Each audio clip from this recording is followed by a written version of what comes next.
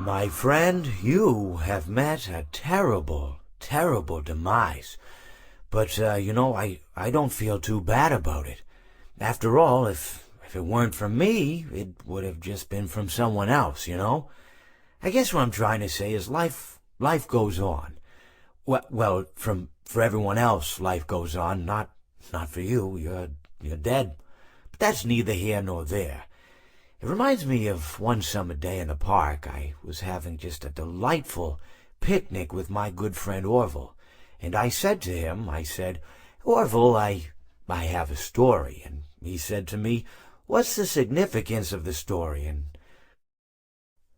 I said to him, Orville, not every story has to have significance, you know. Sometimes a story is just a story. If you try to read into every little thing and find meaning in everything anyone says, you'll just drive yourself crazy. I had a friend do it once.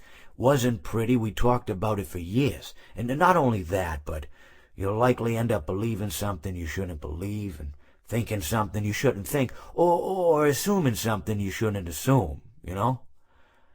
Sometimes, I said, a story is just a story. So just be quiet for 1 second of your life and eat your sandwich, okay? Of course, it was only then I realized I'd made sandwiches, and poor Orville was having such difficulty eating it. Elephants have those clumsy hands, you know. Actually, I suppose that's the problem. They don't have hands at all, do they? They're all feet, and I couldn't imagine someone asking me to eat a sandwich with my feet. Now, if I recall correctly, there was a bakery nearby. I said to him, Orville, let me go get you some rye bread.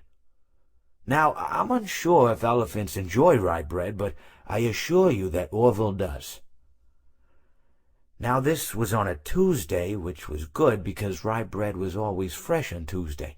They made sourdough bread on Monday and threw it out Wednesday, or rather they sold it at a discount for people wanting to feed the ducks, and then probably at the end of the day, finally, they threw it all out. I don't recall.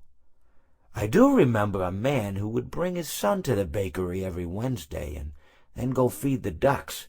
He would buy all of the sourdough bread. Of course, you know, you're not supposed to feed the ducks sourdough bread at all. It swells up in their stomach, and then they all die.